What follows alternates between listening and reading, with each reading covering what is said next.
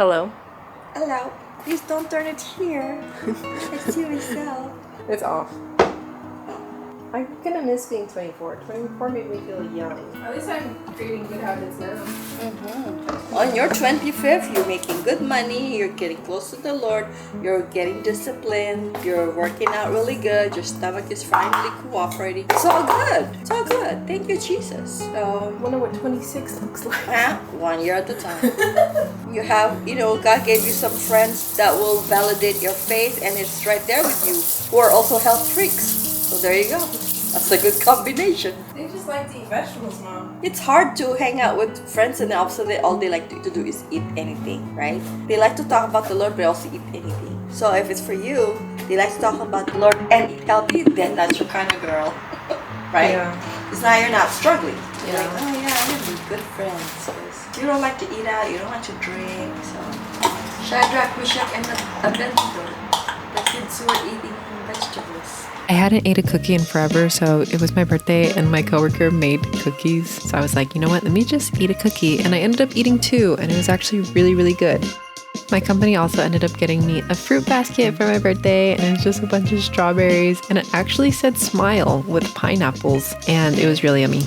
For dinner, my parents took me out to Mana Korean barbecue. Whenever I eat out, I like to go to Mana because I can put whatever seasonings on it, and the meat doesn't have any seasonings, at least the brisket, so I have more control over my food. I also sometimes bring my own seasonings, like I bring coconut aminos, and one time I brought like curry powder. I don't know, I was just trying different things, and feel free to bring whatever seasoning and season your meat however you want because you kind of cook it anyways. And I usually just eat meat and rice, but since it was my birthday, I went ahead and had some like corn cheese and rice paper and just a little bit of stuff outside of the stuff I normally eat. I did have symptoms afterwards, but I kind of mentally prepared for it, and I knew that it was gonna not be the best tummy afterwards, but it was my birthday and it was nice to be able to eat like this once in a while.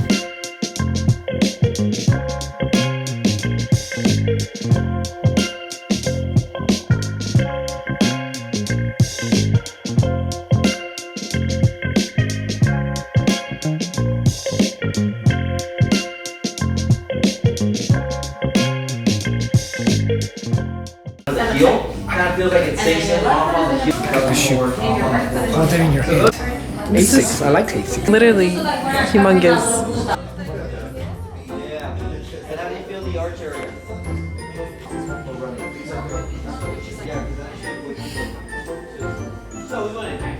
So today I turned 25. No, great. The only guy Enjoy.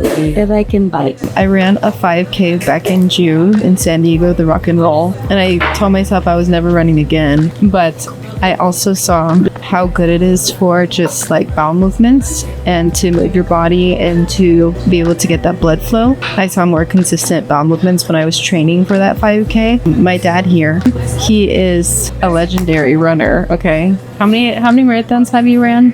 60. And he's 58. So you can pretty much be like one marathon a year. I don't know how he did 60, but Since I was 1.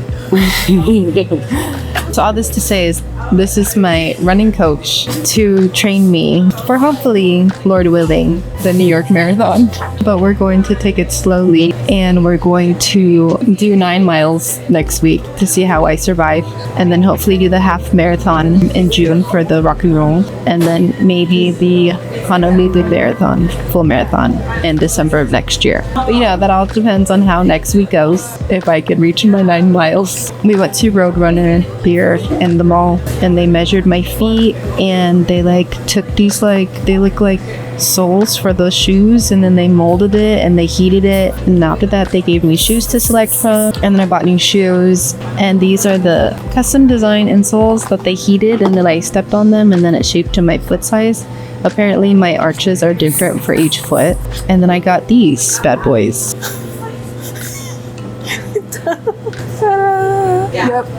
Yeah. And those were a whopping $150, and the soles were $100. And yeah, my wallet hurts. But happy birthday to me, I guess. I also bought the iPhone 16, so I need to stop spending. Since my last meal prep video, I was struggling, and that was like maybe like a month ago, like 3 weeks ago. And there has been a lot that I've learned in regards to what my stomach likes and does not like. One, going back to the idea of a balanced meal, I really had to Google that and remember that, you know, half of my plate is supposed to be fruits and veggies, 1/4 is supposed to be meats, and then the other 1/4 is supposed to be carbs. You need more vegetable than protein. I was not doing that successfully in my meal preps, so I'm more mindful about that. As you all know that I make 3 big meals, 3 of them having chicken and veggies, but I made 1 meal specifically with just vegetables, so I kind of made it into like a vegan soup, and then the 2 other meals had chicken in them just so that I could make sure I have enough fiber, and that was wonderful for the time being. I mean, granted, lentils and chickpeas, they do give me a lot of gas, and it's just my stomach adjusting to like the fiber, but I know it's not doing any harm to it, if that makes sense.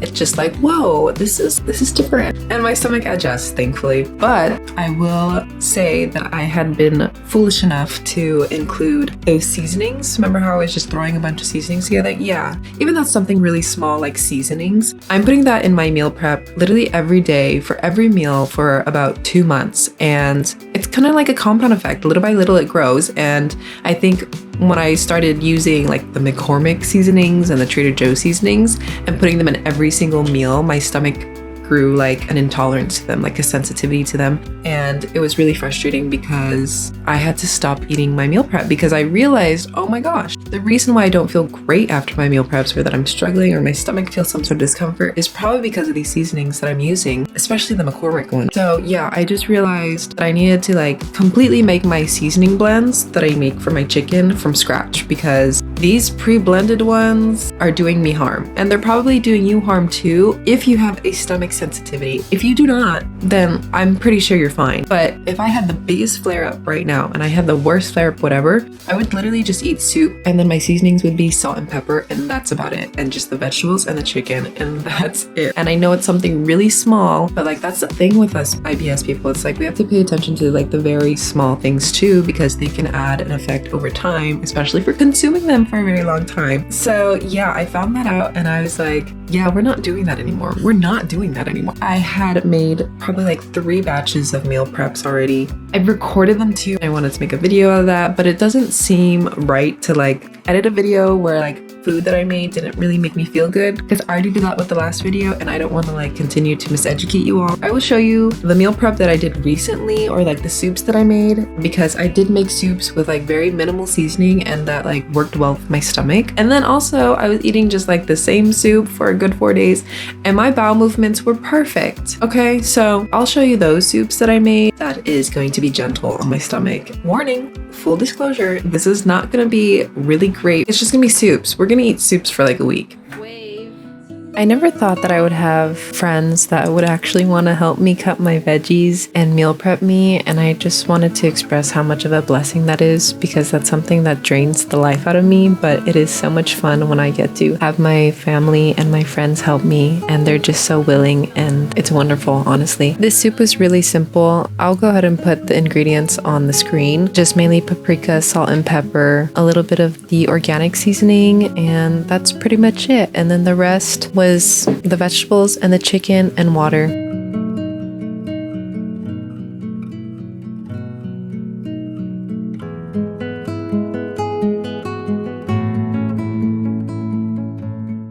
We had just finished a 24-hour fast, and we had this soup and just like sweet potato, and honestly it was the best way to end a fast because it was honestly really healthy and it was wonderful. And there's my mom putting fish sauce. You're gonna put this to my soup? A true Filipino. No, it's fish sauce.